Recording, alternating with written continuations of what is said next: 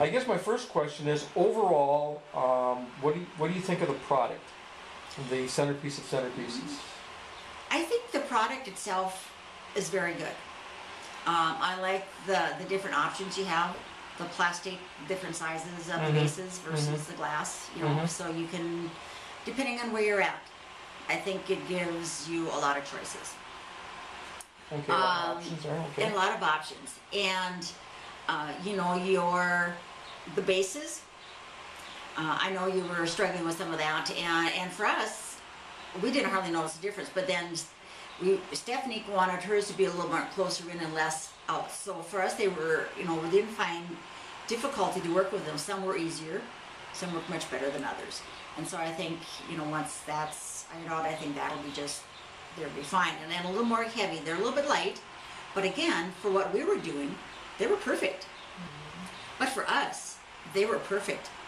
Everything worked very well. Everything, I think, was just, I thought the product itself was very good.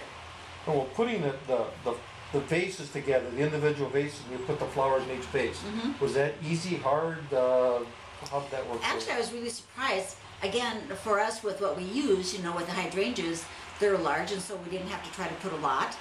But there was still plenty of room to, you know, to put the flower in, and I think we had 3 leaves around, and they held securely. And then to have them, you know, it was just really easy. And once I did the first 1 or 2, I thought, well, this is really a no-brainer, you know, for me, because there really was not much to it. You know, you snip off the flower and arrange your leaves like you want to have them.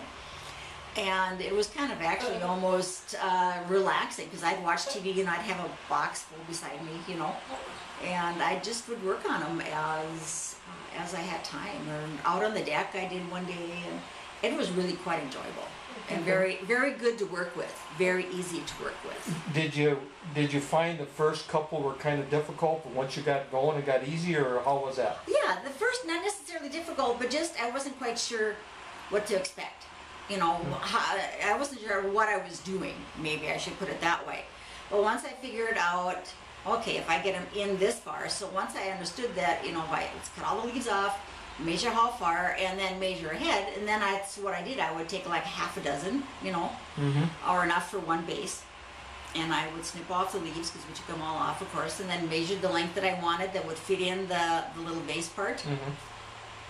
And so I kind of had a little bit of an assembly line going.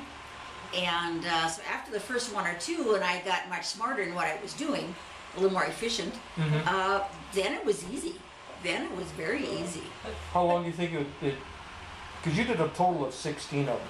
How long do you think it took you? Just guess. Oh, I don't know. If I was going to have to work on it steadily, I would say at the most a week. Okay. How many hours a day then? Oh, I would probably do about 4 hours a day. 4 hours, so you save about 20 hours to do them all? Would that be 20 to 25 hours, I would say, at the most. Yeah. Okay.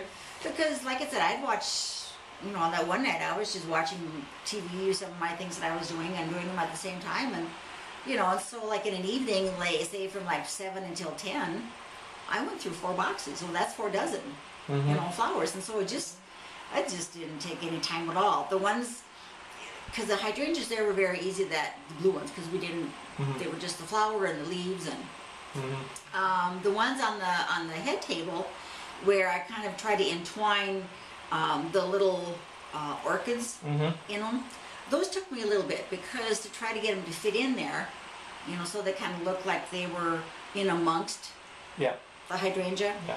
Those took a little longer, because they had to kind of bend them a little bit and adjust them, and, you know, to get them so that, you know, those took me longer. I would say those dozen, because there were 14 are on the bottom. Those probably took me, at least maybe 3 hours just to do those. You know, because it was just more putzing, more fussing with them, you know. And then of course the tops took a little more time.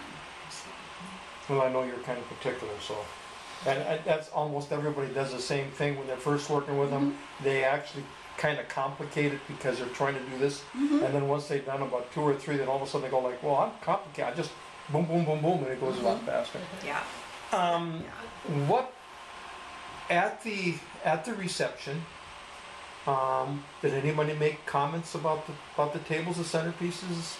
Well, I had a couple of friends that I knew that were there that had commented, you know, how nice the tables looked and the centerpieces, and you know, and I said, you know, and I said, well, I just said, well, thank you. I said, because I had put those together for Stephanie. I said, and so I was, indicating, you know, who I purchased them from, the materials.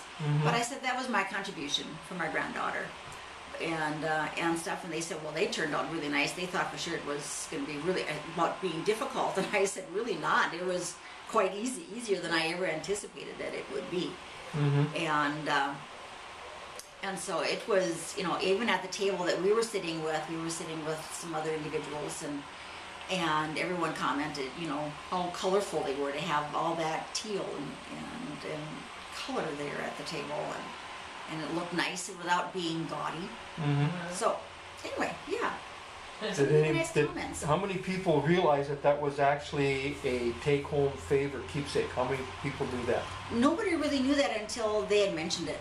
Until Steffi, when her and Jacques were saying the thank yous, and you know, Grandma Dara made these, and that each person takes one along, and they said, oh, I said, well, yeah, that's why we have, there's 8 at the table, and there's 8 in this vase, and everyone just takes one along home, and as a keepsake, and a little bit of sweets in it, and so, yeah, they really hadn't thought about that, you know, just the comments from the table that I was sitting at. I noticed on one of the tables, one of the first things myself, when I was there earlier, trying to get some pictures of everything, I noticed that one couple sat down, the first thing they did, they took one out. They opened it up, they dumped the kisses out on the table. She ate 2 or 3 kisses, put them all back in there, which I didn't care for, and then put it back in the display and go like, well, how do you know that's the same one? Well, at least they were all wrapped, so you didn't have to worry about handling. You know, they were all wrapped, so that was a good thing as opposed to M&Ms. You know. And then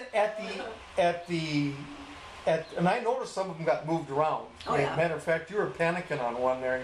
You were going like, well, one's missing. I was kind of watching, you know, as because I was tired, and to be honest with you, I was ready to go home by 10:30 already, and so I thought, well, about 11:30, you know, if it's really thinned out, then I may just kind of gather up and just set the ones that are left on the tables, and there was, I kind of panned, so I kind of knew where the bases were, and there was a couple of full ones yet, and I looked out the table right there by the head table, and it was full one sitting there, and oh, I don't know, I suppose I looked back, maybe it was a half hour, 20 minutes later, and it was gone, and I thought, oh crap.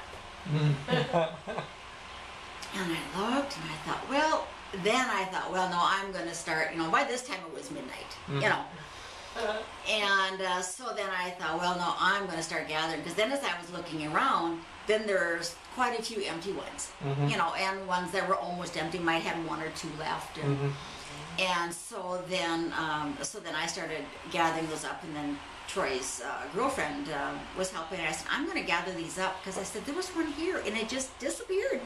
And I was looking around, and pretty soon I looked back at the bar, and I could see the balloon caught my eye, because it was sitting on a table back at the bar.